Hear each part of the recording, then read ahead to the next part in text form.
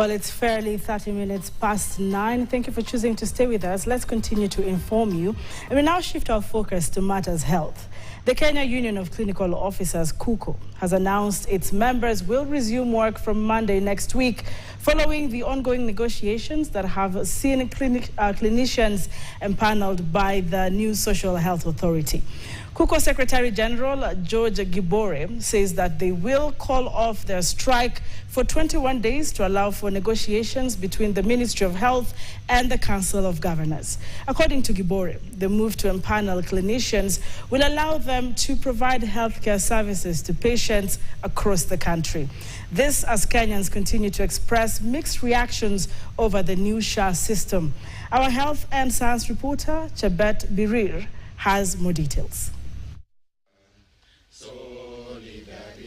After several attempts to get clinical officers to be included in the service provider panel for SHA, KUCO Secretary General George Gibore now says the government has listened to them.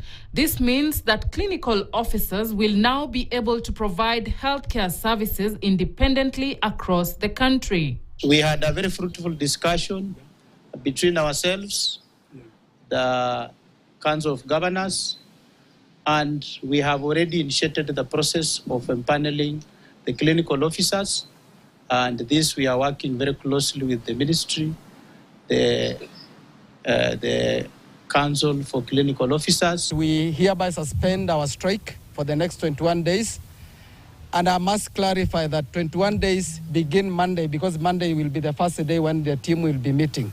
Wasipotimiza haya kwa siku 21 tutakuwa tunarejea kwa mgomo, lakini hatutaki hayo.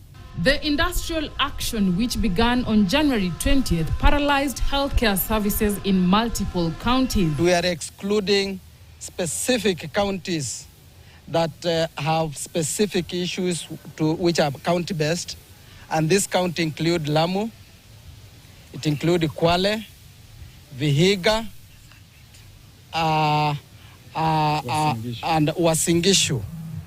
Clinical officers cited grievances such as delayed promotions, inadequate staffing, and non-payment of allowances, and failure to fully implement the CBA 2024. A newly released report on the SHA e-contracting platform further underscores challenges in the healthcare sector.